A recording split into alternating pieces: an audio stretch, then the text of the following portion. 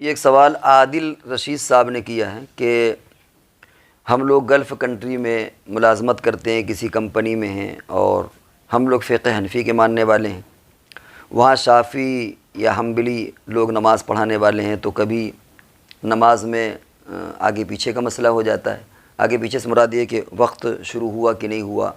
یا اسی طریقے سے جیسے عصر کے وقت ہے تو مثل اول ہے مثل ثانی کا مسئلہ ہوتا ہے۔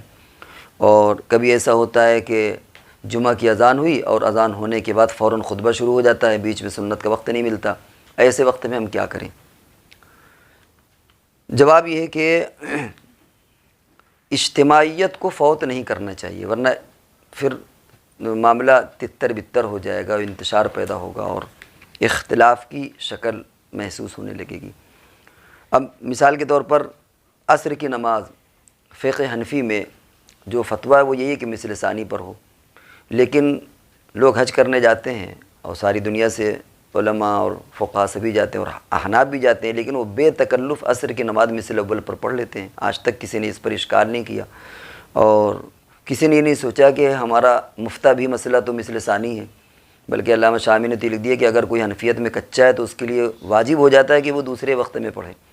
یعنی انہوں نے تو اور زیادہ اہمیت دی کہ مثل ثانی پر پڑھے، حالانکہ سارے لوگ سارے حنفی جا کر کے عصر کی نماز مثل اول میں وہاں پڑھتے ہیں۔ تو اسی طریقے سے اگر عصر کی نماز ہے یا عشاء کی نماز ہے، اس طرح کوئی نمازیں ہیں اور امام کسی اور مسلک کا ہے تو وہ انہی کے پیچھے نماز پڑھ لے، پھر وہاں اپنا الگ طور پر بنانا اس سے انتشار ہوگا، کیونکہ سعودیہ میں الگ نماز بنانے کو بھی جماعت بنانے کو بہت برا مانتے ہیں۔ ہو سکتا ہے کہ آپ کا خروج لگا دیں، آپ کو واپس بھیج دیں تو روزی روٹی کی بھی لالے پڑ جائیں۔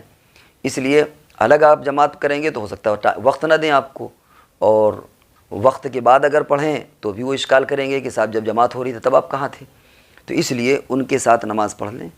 اور اسی طرح جو جمعہ کا مسئلہ ہے کہ جمعہ میں اذان کے بعد فوراً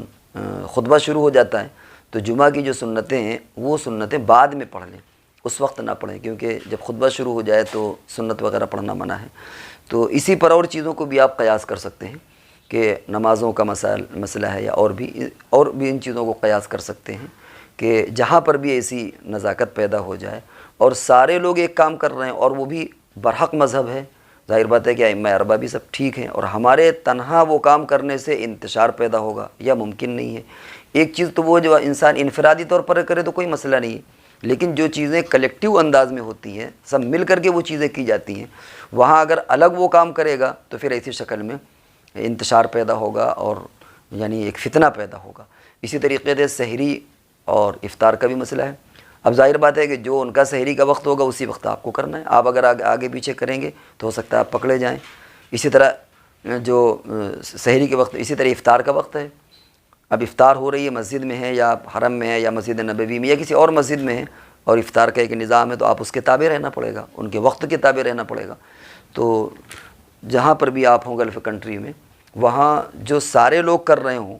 یعنی سارے لوگ سے مراد یہ ہے کہ وہ کرنا آپ کے لیے مجبوری بن جائے، جیسے عصر کی نماز ہے یا کہیں پر عشاء تھوڑی سی جلدی ہو رہی ہے، ایسے وقت میں یہ مطلب نہیں کہ آپ رفع یدین بھی شروع کر دیں، کیونکہ اس میں کوئی حرج نہیں ہے، آپ اپنی نماز پڑھیں۔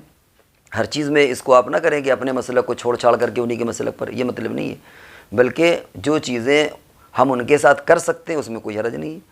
جیسے حرم میں نماز پڑھا رہے ہیں وہ یا رفع یدین کر رہے ہیں، لیکن ہم بغیر رفع یدین کے نماز پڑھ سکتے ہیں، تو ظاہر بات ہے کہ پھر ہم رفع یدین نہیں کریں گے۔